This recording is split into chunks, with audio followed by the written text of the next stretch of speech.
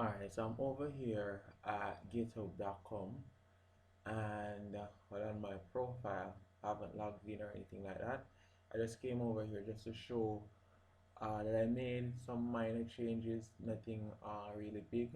As you can see here, we have two long center repositories now. So this repository, the first one that I created, this one will keep the disk folders or the disk files. So this will be the one that will be hosting the actual website.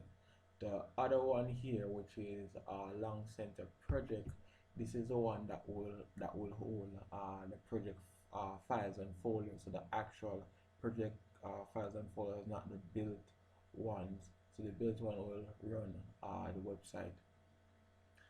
So that's pretty much one of the changes. The second change is that I switched over to a different machine, and the reason for that is because I realized that there was an issue with on my other machine where it couldn't handle the audio properly.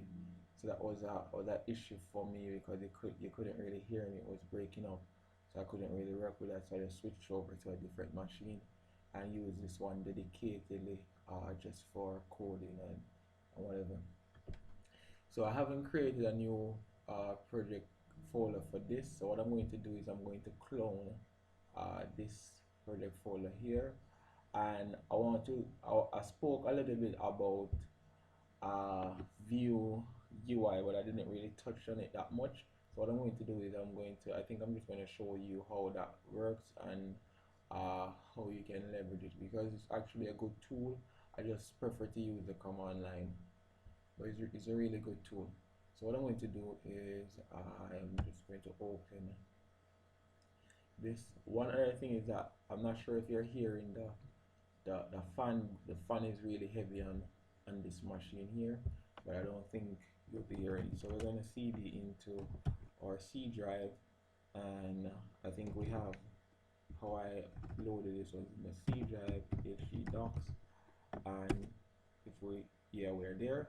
So I'm going to make a new directory, and make a new directory called Vue projects. That's what we call the other one, and then I'm just going to cd into Vue projects, and there should be nothing in here. So what I'm going to do is just going to do a git clone, and I'm going to clone this folder here, or this file here.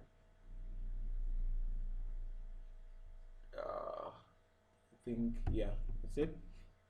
So now we can cd into, well, actually no. What I'm going to do is I'm just going to open it from, I can actually cd into it. So I'm just going to cd into it, long center project, yeah. There is no directory. I left off the L. So we're in the master branch, and we can see here we have all the folders. So what I'm going to do is I'm just going to copy all of this here, and just to make it easier, I also install WebStorm. So instead of using PhpStorm, what I'm going to use is actually WebStorm in the tutorials or whatever. So what I can do now is just to paste here, and it should take me to, I can't find it, but it should take me to let's see here, slash, why does Windows use backslashes? Here we go, great. So we're gonna open this project here, and it's gonna be the same thing as what we left off, but I just wanted to open that, and then we're just gonna go ahead and look at Vue UI. So all we have to say is Vue UI, and this will open Vue UI for us. So meanwhile that's loading, both of these are loading out. So just maximize this, and I'm just gonna show you that it's actually the the same thing, and nothing has really changed. I need to do an npm install, so that's one thing that I have to do because I don't have the node modules. So I'm just gonna click on this to auto run it for me, and this machine is a bit faster, so I'm going to pause the video at this moment. Meanwhile, both of these are loading, but uh, it really is going to finish in no time. I'm still going to pause it just to not lose any time. So when this is finished, I'll be right back.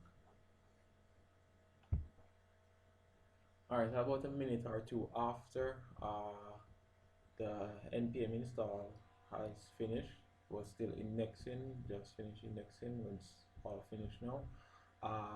And the Vue UI is loaded and auto opened in the browser here. So this is what it looks like. It's a project manager.